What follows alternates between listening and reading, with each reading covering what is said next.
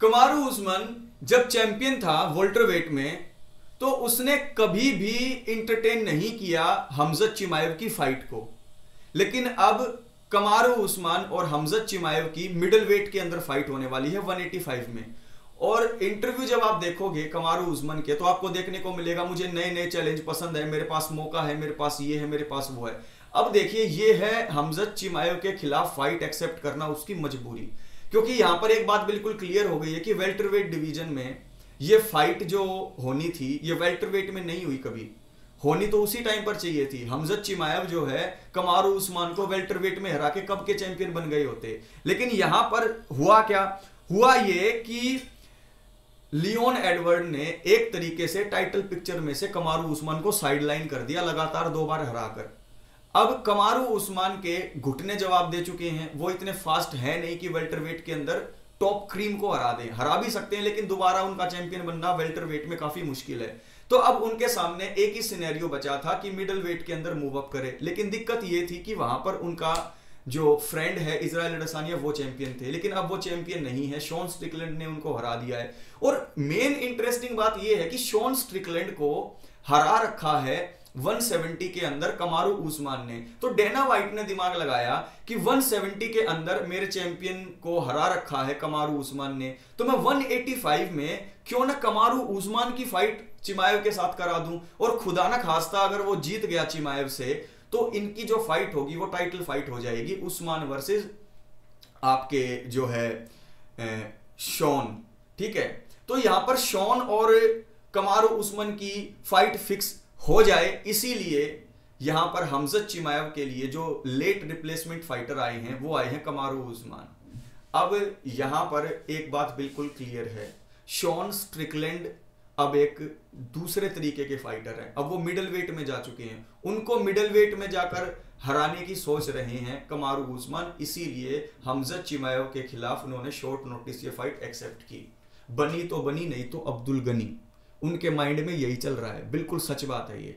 अब पोलो कोस्टा, जैसे मैंने आपको बताया था, पोलो कोस्टा से नकली, पोलो कोस्टा से फट्टू फाइटर मैंने कोई नहीं देखा। वो कोई ना कोई बहाना जरूर खोज लाते हैं। पिछली 3 या 4 फाइट हो गई, एक भी फाइट उन्होंने ढंग से नहीं की। या कभी वेट नहीं बना पाते, या कभी दारू पी लेते हैं, या कभी बीमार हो जाते हैं, या कभी उनको चोट लग जाती है। मेरा उनसे एक ही रिक्वेस्ट है, ये फाइट वाइट गेम छोड़ लो, रैंप मॉडलिंग कर लो, कॉमेडी करने लग जाओ, टिकटॉक बनाने लग जाओ, खाम खा की बात कितनी उनसे करवा लो। फाइट करना पोलो कोस्टा के बस की बात नहीं है।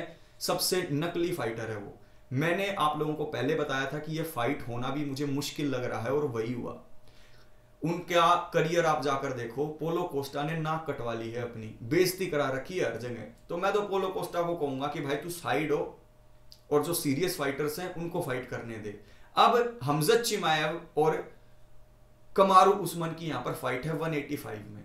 मुझे नहीं लगता कि कमारू उस्मान ज्यादा कुछ जो है प्रॉब्लम क्रिएट करेंगे हमजत चिमाएव के खिलाफ, क्योंकि जब गिलबर्ट बर्न्स की फाइट हुई थी चिमाएव से, तो 170 में थी। और 170 जब कट कर लेते हैं हमजत, तो बहुत ज्यादा कमजोर हो जाते हैं, उतने फिजिकली वो स्ट्रॉन्ग नहीं रहते। फिजिकली स्ट्रॉन्ग तो रहते हैं, लेकिन स्टेमिना पावर कम हो जाती है, फिरोसियसनेस कम हो जाती है। लेकिन 185 के अंदर हमजत चिमाएव के खिलाफ कमारू उस्मान देखा जाए तो उनकी एज भी बहुत ज्यादा है, तो एज की एडवांटेज हो गई, गैस टैंक की एडवांटेज हो गई। और दूसरी तरफ यह कि कमारू उस्मान के जो घुटने हैं वो जवाब दे चुके हैं। किकिंग गेम बहुत जरूरी है हराने के लिए चिमाएव को। तो कोस्टा को जो थोड़ा बहुत चांस था वो किकिंग गेम की वजह से था, पावर की वजह से था, और दोनों चीज नलीफाई हो गई हैं अब।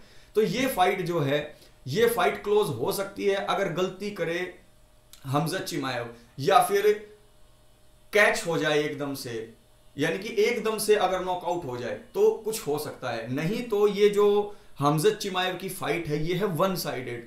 कई लोगों को ये सुनकर हैरानी होगी, बुरा लगेगा कि फाइट गेम है, कुछ भी हो सकता है, ये हो सकता है, वो हो सकता है, कुछ भी हो सकता हो। लेकिन इस फाइट के अंदर चिमाएव जो है डोमिनेट करेंगे, और ये बात प्रूव कर देंगे कि अगर टाइम रहते मुझे 170 के अंदर भी मौका दिया होता तो मैं कमारू उस्मान को हरा देता। खाम खा लियोन एडवर्ड तक वेट नहीं करना पड़ता कमारू उस्मान को हराने के लिए।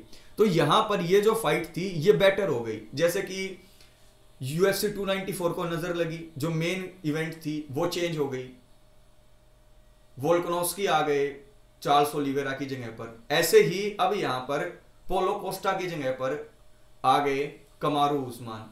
तो ये कार्ड बहुत फैंटेस्टिक हो गया है। इस को मेन इवेंट में मुझे क्लियर नजर आ रहा है कमारू उस्मान हारते हुए। अब ये क्यों हारेगा ये वीडियो आपको कल मिलेगी, क्योंकि 2 वीडियो आ गई हैं आज की। पहली वीडियो में मैंने थोड़ा सा डिस्कस किया इस्लाम मखाचेव और वोल्कानोव्स्की की जो फाइट फिक्स हो गई है उसमें किसको थोड़ी एडवांटेज है, उसका फाइट रिव्यू भी आज मिल जाएगा आपको। आज ये वीडियो मिल गई आपको, कल मैं रिव्यू करूंगा को मेन इवेंट का, इस फाइट का, कि कमारू उस्मान और जो हमजत चिमाएव है उनकी जो फाइट होगी उसके अंदर कौन जीतेगा, क्यों जीतेगा। मेरा प्रेडिक्शन तो आपको पता है, चिमाएव जीतेंगे। क्यों जीतेंगे वीडियो बनाकर आपको बताऊंगा। आप भी कमेंट बॉक्स में कमेंट करके बताएं कौन जीतता हुआ लग रहा है।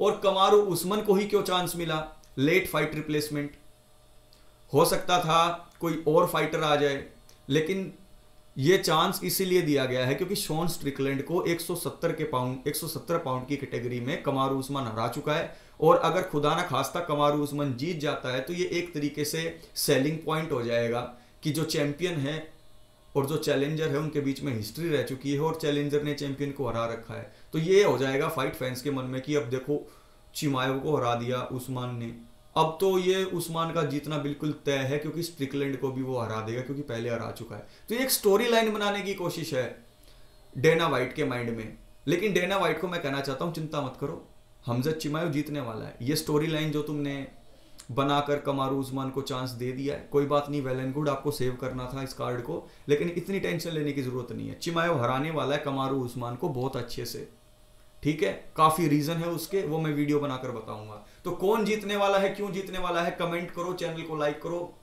सब्सक्राइब करो चैनल को, वीडियो को लाइक करते रहो, ठीक है। टेक केयर, नेक्स्ट वीडियो में आप लोगों से मिलता हूं। बहुत कुछ डिस्कस करने को है, डिस्कस करते रहेंगे।